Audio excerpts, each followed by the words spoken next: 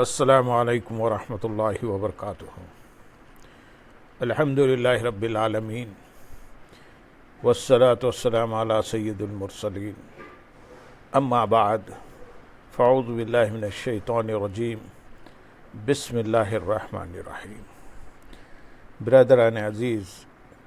و معزز خواتین، آج کی اس نشست میں سورۃ الحج کی آیت نمبر 3، 4 اور 5 کا ترجمہ و تفسیر پیش کرنے کی سعادت حاصل کی جائے گی۔ وَمِنَ النَّاسِ مَن يُجَادِلُ فِي اللَّهِ بِغَيْرِ عِلْمٍ وَيَتَّبِعُ كُلَّ شَيْطَانٍ مَّرِيدٍ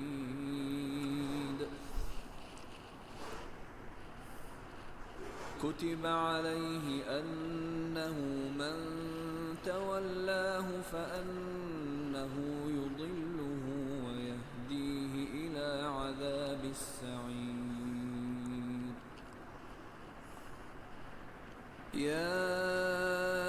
أَيُّهَا النَّاسُ إِن كُنتُمْ فِي رَيْبٍ مِّنَ الْبَعْثِ فَإِنَّا خَلَقْنَاكُم مِّن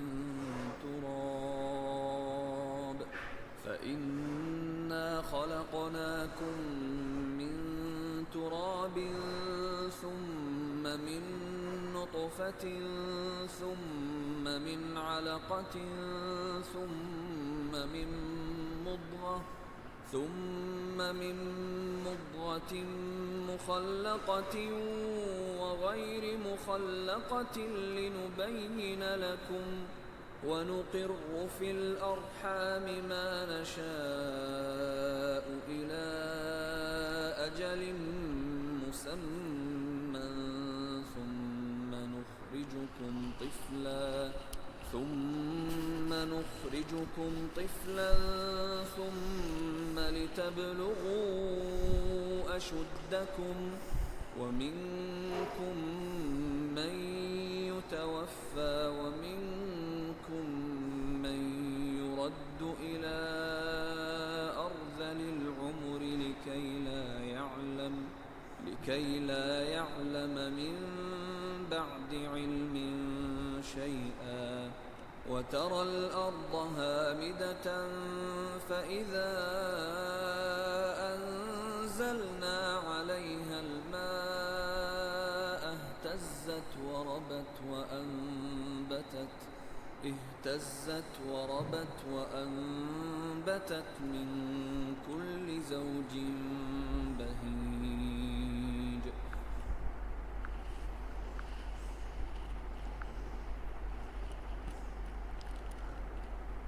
اور کچھ لوگ وہ ہیں جو اللہ کے بارے میں بغیر علم کے جھگڑتے ہیں اور ہر سرکش شیطان کے پیچھے چل پڑتے ہیں۔ اس سے پہلی آیات میں اللہ تعالیٰ نے قیامت کی ہولناکیاں اور اس کی شدت بیان فرمائی اور لوگوں کو اللہ تعالیٰ سے ڈرنے اور تقویٰ و پرہیزگاری اختیار کرنے کا حکم دیا، اور اس آیت میں ان لوگوں کا ذکر فرما رہا ہے جو قیامت کا انکار کرتے ہیں۔ اس آیت کا شان نزول یہ ہے کہ یہ آیت نضر بن حارث کے بارے میں نازل ہوئی، جو بڑا ہی جھگڑالو تھا اور فرشتوں کو، اللہ کی بیٹیاں اور قرآن مجید کو گزشتہ لوگوں کے قصے بتاتا تھا اور موت کے بعد اٹھائے جانے کا منکر تھا۔ چنانچہ ارشاد فرمایا کہ کچھ لوگ وہ ہیں جو اللہ تعالیٰ کی شان کے بارے میں علم کے بغیر جھگڑتے ہیں اور اس کی شان یہ باطل باتیں کہتے ہیں، اس کی شان میں باطل باتیں کہتے ہیں، اور وہ اپنے جھگڑنے اور عمومی احوال میں ہر سرکش شیطان کے پیچھے چل پڑتے ہیں۔ اس سے معلوم ہوا کہ اللہ تعالیٰ کی ذات و صفات میں علم کے بغیر بحث کرنا حرام ہے۔ صرف علماء دین تحقیق کے لیے اس کی ذات و صفات میں بحث کر سکتے ہیں، بشرط یہ کہ جھگڑا مقصود نہ ہو بلکہ صرف اعتراضات کا اٹھانا اور حق کی تحقیق کا قصد ہو۔ لہذا علم کلام برا نہیں، اچھا علم ہے، اور ہر سرکش شیطان کے پیچھے چل پڑتے ہیں۔ اس آیت میں سرکش شیطان کے بارے میں دو قول ہیں۔ ایک اس سے انسانی شیاطین مراد ہے اور یہ کافروں کے وہ سردار ہیں جو دوسروں کو کفر کی طرف بلاتے ہیں، اور دوسرا اس سے ابلیس اور اس کے لشکر مراد ہیں۔ یاد رہے کہ شیطان خواہ انسان میں سے ہو یا جنوں میں سے، ان کی کوئی بھی بات نہ مانی جائے، کیونکہ اگر ان کی ایک بات مان لی تو یہ ملعون اسی پر اکتفا نہ کریں گے بلکہ اور باتیں منوانے کی طاق میں بھی رہیں گے، اور جتنا ان کی بات مانتے چلے جائیں گے اس کا سلسلہ اتنا ہی بڑھتا جائے گا۔ اسی طرح ان کے ساتھ جھگڑے اور بحث میں مصروف نہ ہوا جائے، کیونکہ اس کے ذریعے بھی وہ اپنے ناپاک عزائم میں کامیاب ہو جاتے ہیں۔ لہذا ان سے نجات کی صورت یہ ہے کہ ان کی کوئی بات سنی ہی نہ جائے، کیونکہ اگر ان کی بات سنیں گے تو ممکن ہے کہ کوئی بات دل پر اثر کر جائے اور سننے والا کفر و گمراہی کے دلدل میں پھنس کر رہ جائے۔ احمد رضا خان رحمۃ اللہ علیہ کے کلام کا خلاصہ یہ ہے کہ شیطان دو قسم کے ہیں۔ ایک شیاطین الجن، ان سے ابلیس لعین اور اس کے ملعون اولاد مراد ہے۔ اللہ تعالی ہمیں اور تمام مسلمانوں کو ان کے شر اور تمام شیاطین کے شر سے پناہ دے۔ اور دوسرا شیاطین الانس، اس سے کفار اور بدعتی لوگوں کے داعی اور منادی مراد ہیں۔ اللہ تعالیٰ ان پر لعنت فرمائے اور ان کو ہمیشہ بے سہارا رکھے اور ان پر ہمیں دائمی نصرت عطا فرمائے۔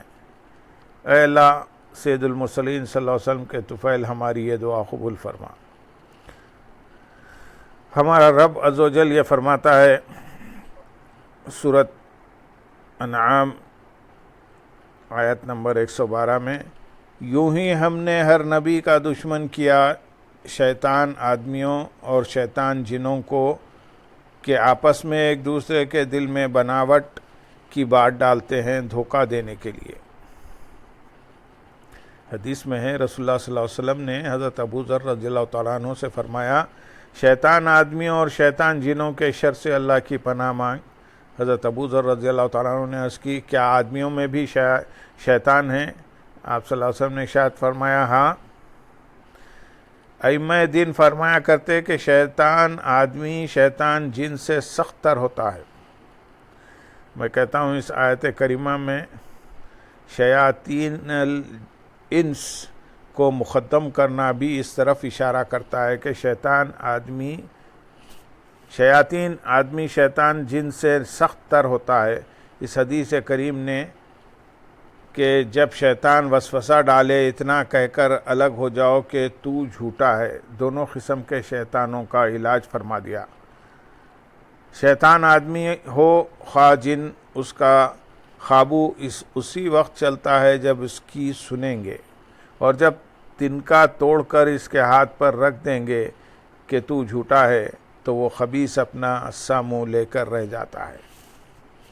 آیت نمبر 4 میں ارشاد ہے، جس پر یہ لکھ دیا گیا ہے کہ جو اس سے دوستی کرے گا تو وہ ضرور اسے گمراہ کر دے گا اور اسے جہنم کے عذاب کی راہ بتائے گا۔ اس آیت کی ایک تفسیر یہ ہے کہ لوح محفوظ میں جنات اور انسانوں کے ہر سرکش شیطان کے متعلق لکھ دیا گیا ہے کہ جو اس کی اطاعت اور اس سے دوستی کرے گا تو شیطان ضرور اسے گمراہ کر دے گا اور اسے جہنم کے عذاب کا راستہ بتائے گا۔ دوسری تفسیر یہ ہے کہ لوح محفوظ میں اس شخص کے بارے میں لکھ دیا گیا ہے جو شیطان کی پیروی اور اس سے دوستی کرے گا تو شیطان ضرور اسے جنت سے گمراہ کر دے گا اور اسے جہنم کے عذاب کی راہ بتائے گا۔ اس آیت سے معلوم ہوا کہ بد مذہبوں سے دوستی اور تعلق نہیں رکھنا چاہیے اور نہ ہی ان کے ساتھ رشتہ داری قائم کرنی چاہیے، کیونکہ یہ خود بھی گمراہ ہوتے ہیں اور اپنی چکنی چپڑی باتوں ظاہری عبادت اور وہ ریاضت اور دکھلاوے کی پرہیزگاری کے ذریعے دوسروں کو بھی گمراہ کر دیتے ہیں۔ صحیح مسلم شریف میں حضرت ابو ہریرہ رضی اللہ تعالیٰ عنہ سے روایت ہے، حضور اقدس صلی اللہ علیہ وسلم نے ارشاد فرمایا ان قریب میری امت کے آخر میں کچھ ایسے لوگ ظاہر ہوں گے جو تم سے ایسی باتیں کریں گے جنہیں نہ تم نے سنا ہوگا اور نہ تمہارے باپ دادا نے، تو تم ان سے دور رہنا اور انہیں خود سے دور رکھنا۔ اسی کتاب کی دوسری روایت میں ہے، حضور پرنور صلی اللہ علیہ وسلم نے ارشاد فرمایا آخری زمانے میں دجال اور کذاب ظاہر ہوں گے، وہ تمہارے پاس ایسی باتیں لے کر آئیں گے جنہیں تم اور تمہارے باپ دادا نے نہ سنا ہوگا، تو تم ان سے دور رہنا اور انہیں دور رکھنا، کہیں وہ تمہیں گمراہ نہ کر دیں اور تمہیں فتنے میں نہ ڈال دیں۔ بد مذہبوں سے دور رہنے اور انہیں خود سے دور رکھنے کے ساتھ ساتھ متعدد احادیث میں ان سے زندگی اور موت کے تمام تعلقات ختم کرنے کا حکم دیا گیا ہے۔ چنانچہ ارشاد فرمایا کہ ان کے ساتھ کھانا نہ کھاؤ، ان کے ساتھ پانی نہ پیو، ان کے پاس نہ بیٹھو، ان سے رشتہ نہ کرو، وہ بیمار پڑیں تو پوچھنے نہ جاؤ، مر جائیں تو ان کی میت کے پاس نہ جاؤ، ان کی نماز جنازہ نہ پڑھو اور نہ ہی ان کے ساتھ نماز پڑھو۔ اللہ تعالیٰ تمام مسلمانوں کو اس پر عمل کی توفیق عطا فرمائے۔ آیت نمبر 5 میں ارشاد ہے، اے لوگو اگر تم قیامت کے دن اٹھنے کے بارے میں کچھ شک ہو تو اس بات پر غور کر لو کہ ہم نے تمہیں مٹی سے پیدا کیا، پھر پانی کی ایک بوند سے، پھر جمے ہوئے خون سے، پھر گوشت کی بوٹی سے جس کی شکل بن چکی ہوتی ہے اور ادھوری بھی ہوتی ہے، تاکہ ہم تمہارے لیے اپنی قدرت کو ظاہر فرمائیں، اور ہم ماؤں کے پیٹ میں جسے چاہتے ہیں اسے ایک مقرر مدت تک ٹھہرائے رکھتے ہیں، پھر تمہیں بچے کی صورت میں نکالتے ہیں، پھر عمر دیتے ہیں تاکہ تم اپنی جوانی کو پہنچو، اور تم میں کوئی پہلے ہی مر جاتا ہے اور کوئی سب سے نکمی عمر کی طرف لوٹایا جاتا ہے، تاکہ بالآخر جاننے کے بعد کچھ نہ جانے اور تو زمین کو مرجھایا ہوا دیکھتا ہے، پھر جب ہم اس پر پانی اتارتے ہیں تو وہ تر و تازہ ہو کر لہلہاتی ہے اور بڑھتی ہے، اور وہ ہر قسم کا خوبصورت سبزہ اگاتی ہے۔ یا ایھا الناس، اے لوگو، اس سے پہلی آیت میں شیطان کی پیروی کرنے پر ڈانٹا گیا، اور اس آیت میں ان لوگوں پر حجت قائم فرمائی جا رہی ہے جو مرنے کے بعد دوبارہ زندہ کیے جانے کے منکر ہیں۔ چنانچہ اس کی پہلی دلیل یہ ارشاد فرمائی کہ اے لوگو اگر تمہیں قیامت کے دن اٹھنے کے بارے میں کچھ شک ہو تو اس بات پر غور کر لو کہ ہم نے تمہاری نسل کی اصل یعنی تمہارے جد اعلیٰ حضرت آدم علیہ السلام کو مٹی سے پیدا کیا، پھر ان کی تمام اولاد کو منی کے خطرے سے، پھر جمے ہوئے خون سے کہ نطفہ گاڑھا خون ہو جاتا ہے، پھر گوشت کی بوٹی سے جس کی شکل بن چکی ہوتی ہے اور ادھوری بھی ہوتی ہے سے پیدا کیا۔ انسان کی پیدائش کا حال اس لیے بیان فرمایا گیا تاکہ ہم تمہارے لیے اپنی قدرت کو ظاہر فرمائیں اور تم اللہ تعالیٰ کی قدرت و حکمت کے کمال کو جان لو، اور اپنی پیدائش کے ابتدائی حالات پر نظر کر کے سمجھ لو کہ جو قادر برحق بے جان مٹی میں اتنے انقلاب کر کے جاندار آدمی بنا دیتا ہے، وہ مرے ہوئے انسان کو زندہ کر دے تو یہ اس کی قدرت سے کیا بعید ہے۔ اللہ تعالیٰ انسان کی پیدائش کس طرح فرماتا ہے اور اس کو ایک حال سے دوسرے حال کی طرف کس طرح منتقل کرتا ہے، اس کا کچھ بیان تو اس آیت میں ہوا، اور اس کی مزید تفصیل صحیح بخاری اور صحیح مسلم کی حدیث میں ہے۔ چنانچہ سرور دو عالم صلی اللہ علیہ وسلم نے ارشاد فرمایا، تم لوگوں کی پیدائش کا مادہ ماں کے پیٹ میں 40 دن تک نطفے کی صورت میں رہتا ہے، پھر اتنی ہی مدت جمع ہوا خون ہو جاتا ہے، پھر اتنی ہی مدت گوشت کی بوٹی کی طرح رہتا ہے، پھر اللہ تعالیٰ ایک فرشتہ بھیجتا ہے جو اس کا رزق، اس کی عمر، اس کے عمل، اس کا بدبخت یا سعادت مند ہونا لکھتا ہے، پھر اس میں روح پھونک دیتا ہے، اور ہم ماؤں کے پیٹ میں جسے چاہتے ہیں ٹھہرائے رکھتے ہیں۔ مرنے کے بعد دوبارہ زندہ کیے جانے پر ایک دلیل قائم کرنے کے بعد پیدائش کے بعد کا حال بیان کرتے ہوئے ارشاد فرمایا کہ ہم ماؤں کے پیٹ میں جسے چاہتے ہیں اسے ولادت کی مقررہ مدت تک ٹھہرائے رکھتے ہیں، پھر تمہیں بچے کی صورت میں نکالتے ہیں، پھر تمہیں عمر دیتے ہیں تاکہ تم اپنی جوانی کو پہنچو اور تمہاری عقل و قوت کامل ہو، اور تم میں کوئی پہلے ہی مر جاتا ہے اور کوئی سب سے نکمی عمر کی طرف لوٹایا جاتا ہے، اور اس کو اتنا بڑھاپا آ جاتا ہے کہ عقل و حواس بجا نہیں رہتے، اور بالآخر ایسا ہو جاتا ہے کہ اس کی نظر کمزور، عقل ناقص اور فہم و سمجھ کم ہو جاتی ہے، اور جو باتیں اسے معلوم ہوتی ہیں وہ بھول جاتا ہے۔ یاد رہے کہ اس آیت میں بڑھاپے کے وقت انسان کی جو حالت بیان کی گئی، اس سے انبیاء اکرام علیہ السلام محفوظ تھے، کیونکہ اگر انبیاء اکرام علیہ السلام بھی بڑھاپے میں اس حال کو پہنچ جایا کرتے تو ان پر تبلیغ فرض نہ رہتی اور نبوت سلب کر لی جاتی، کہ اس صورت میں تبلیغ میں غلطی کا احتمال تھا، لیکن چونکہ وہ حضرات آخری دم تک صاحب وحی نبی رہے اس لیے وہ اس حال سے محفوظ تھے۔ نیز اللہ تعالیٰ اپنے فضل سے خاص اولیاء اکرام کو بھی اس حال سے جدا رکھتا ہے، اور ان کے علاوہ بھی کچھ لوگ ایسے ہیں جنہیں انتہائی ضعیفی کے عالم میں اس حال سے بچا لیا جاتا ہے۔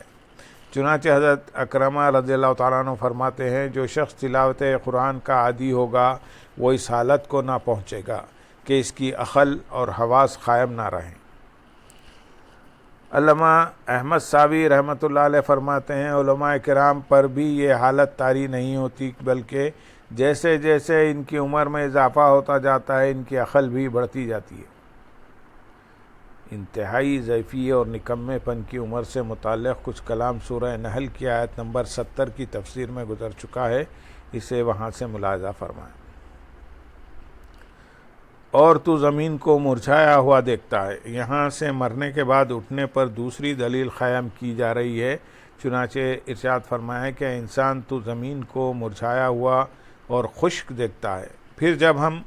اس پر پانی اتارتے ہیں تو وہ تر و تازہ ہو کر لہلہاتی ہے اور بڑھتی ہے، اور وہ ہر قسم کا خوبصورت سبزہ اگاتی ہے۔ تو جو قادر و برحق رب تعالیٰ مرجھائی ہوئی زمین کو سرسبز و شاداب کر سکتا ہے، تو وہ ان بندوں کو بھی زندہ کر سکتا ہے جن کے اجزاء موت کے بعد بکھر چکے ہوں۔ اللہم صلی علی سیدنا محمد وعلی آل سیدنا محمد وبارک وسلم، وآخر دعوانا ان الحمدللہ رب العالمین۔